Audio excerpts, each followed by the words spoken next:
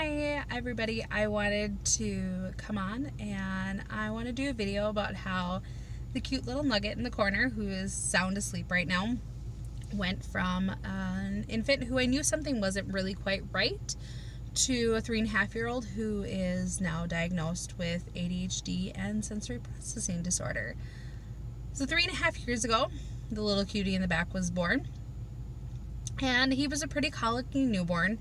Nothing really seemed to pacify him, which didn't shock me too much. I had a GERD baby before him, and I thought, oh, he's just a GERD baby, no big deal. And so we got through our newborn period. The only thing that now stands out in my mind about his newborn period is the fact that he nursed every 10 minutes. Every 5 to 10 minutes, he was on me. And now I know that that is a very typical first sign of kids with sensory processing disorder, because they are orally stimulating. So kids who are bottle babies often orally stimulate on a Nook, and because Michael was nursed, Michael orally stimulated on me.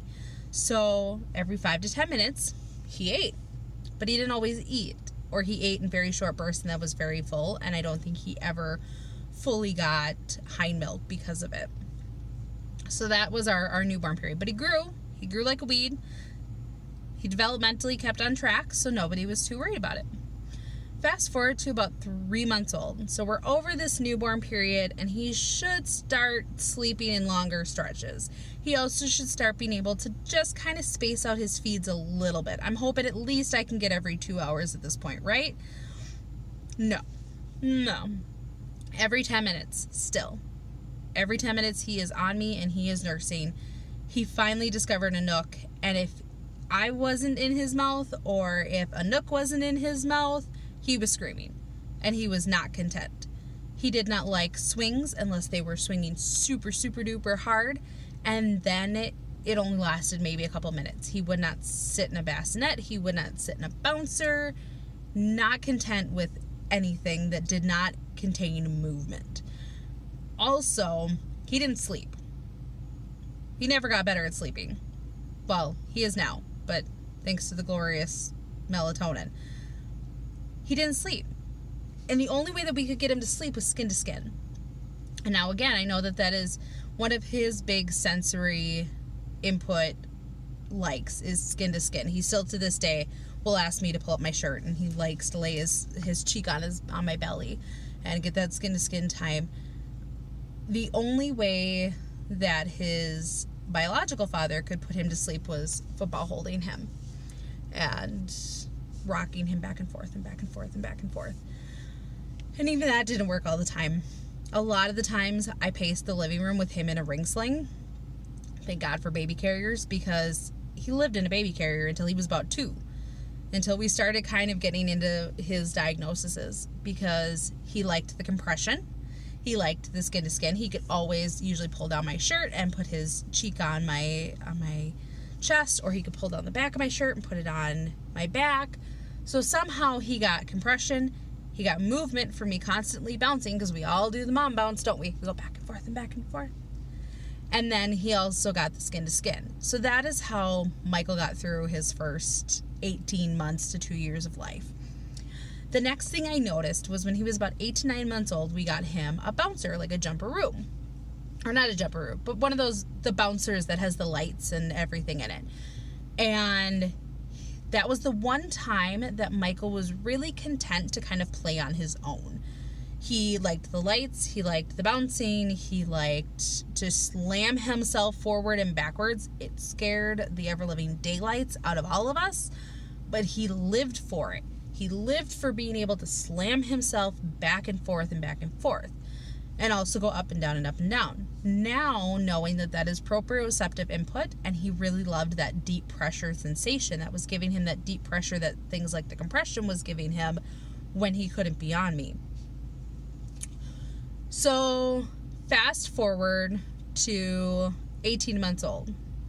At 18 months old, Michael was involved in an accident at home where he grabbed a ceramic cat dish and he slammed it down on the floor, and it broke, and it cut from here to here, and it severed both tendons, an artery, and a nerve in his ring finger in his left hand. I was at work when it happened. His dad was the one that was watching him. And when I arrived at the ER, after getting the text message that he was there, I truly asked his dad, I said, do we even need to be here? Because he's playing, he's grabbing keys, you'd never know. I really thought, did you overreact? Why are we here? It doesn't seem that he's that bad. And then I kind of peeled it back and it started to spurt from that artery that was severed. And I went, oh, okay, that's why we're here. So we get taken back and they start to unwrap it and he is just calm. If you and I cut our hand open that bad, I don't think we'd be so calm. I think it would be pretty painful. And he didn't care.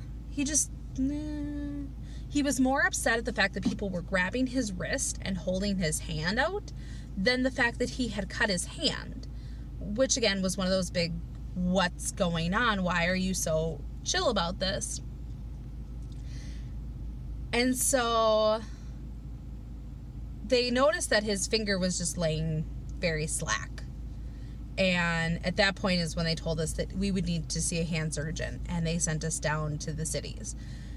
When we went to the cities, we were met with his microsurgeon, and the microsurgeon said, you know, it needs to be repaired. We'll do it tonight. All right. So that's what we're going to do.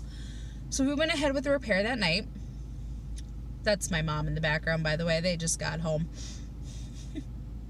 We all went shopping. Sorry, shiny bunny, ADHD mom right here.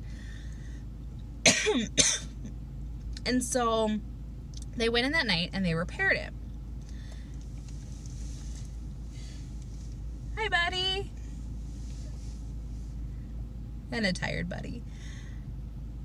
When they repaired it, they put him on a dose of Oxycontin. And he was fine. He recovered, we assumed, fine that night. He was eating, he was happy, he was go-lucky, everything was great. And then the surgeon came in the next morning and his finger was limp again. And we were told that he had broke the repair and would need to go back in that day and have surgery again. And they assumed that he broke the repair because there was no discomfort, there was no pain. And at this point, the surgeon said to us, it appears that he has a higher than normal pain tolerance. And I, at that point, started putting all of the puzzles together. And I remember hearing about sensory processing disorder, and I said, I wonder if he has some sort of sensory processing disorder.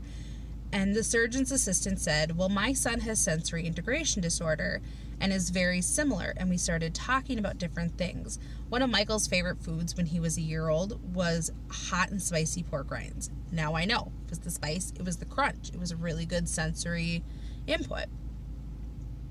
And so we researched sensory processing disorder while we were in the hospital. And I was convinced, absolutely convinced, this is my kid. This all of a sudden makes 100% sense in life why he's like this. And so from there we started the process of getting him services. At the time that Michael was 18 months old, he had no words. He didn't say mama, he didn't say dada, he didn't say anything. And so we had gotten him into speech. And speech said, well, I'll give you a pamphlet and you can fill it out for OT, and OT can look at him for SPD.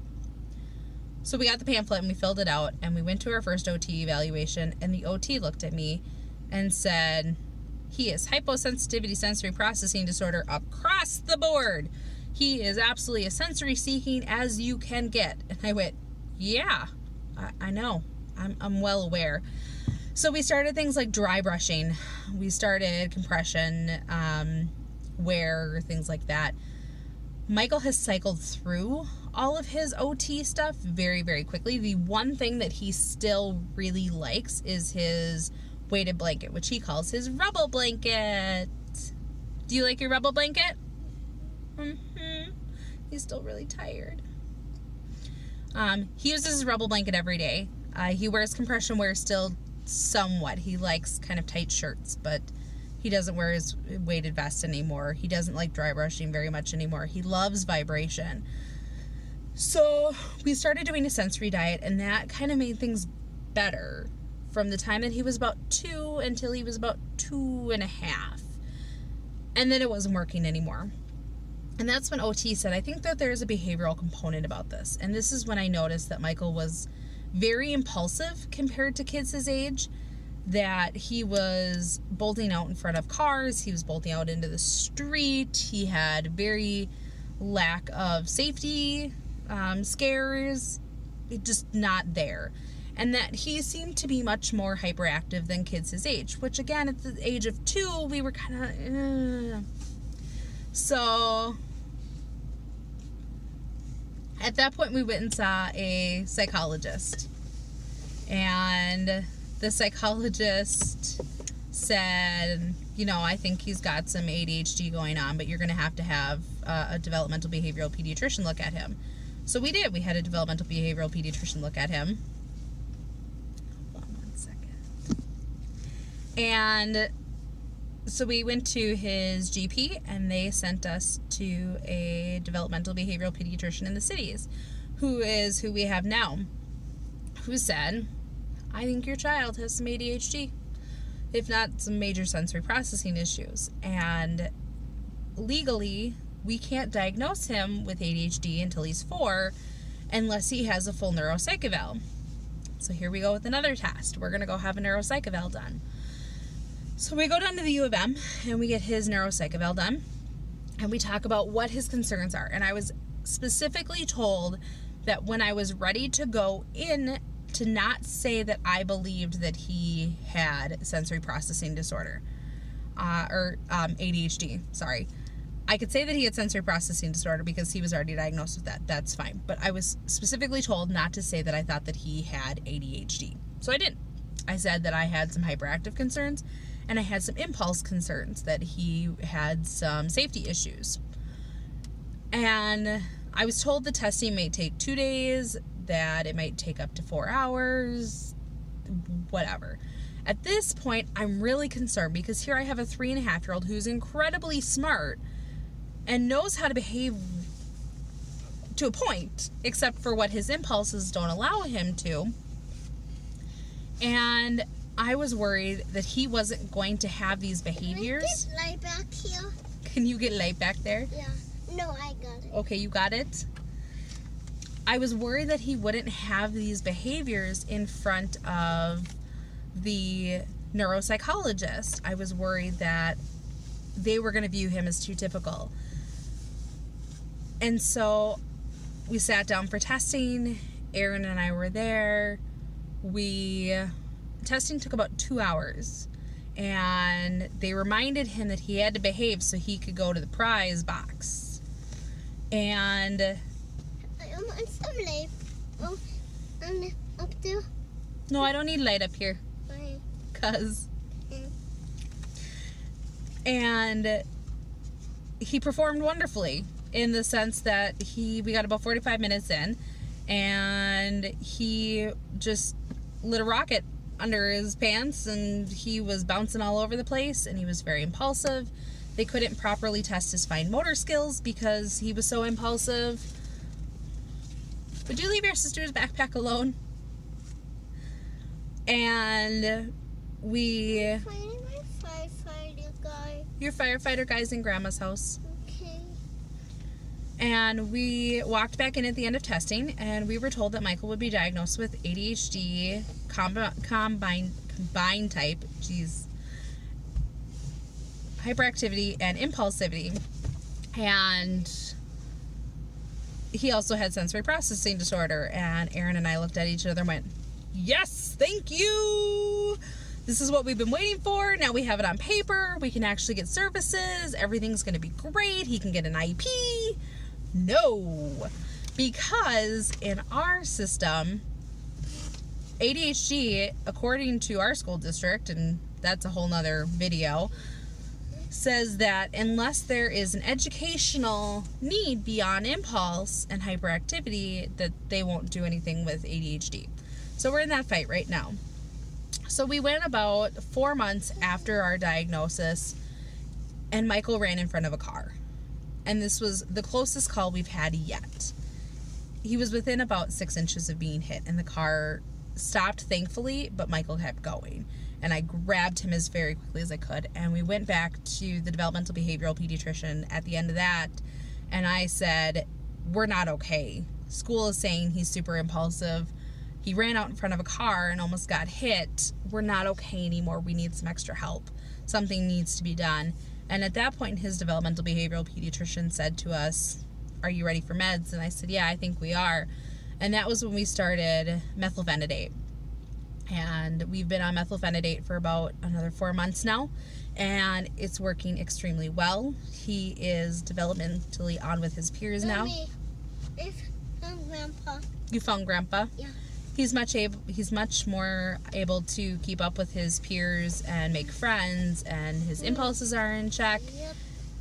Yep. Do you like your bouncy meds? Yeah. Yeah. They help your body be calm? Yeah. So he's happy. We're happy. But this was our story. There's a little bit more that I might go into later. We'll break it down into kind of ages. This so. But he is getting antsy, so I'm going to get us out of the car. If you have any questions, please comment below. I will more than happily answer anything that you guys think that your kids might be going through. Yeah, so thanks again for watching, everybody, and we'll talk to you soon. Bye.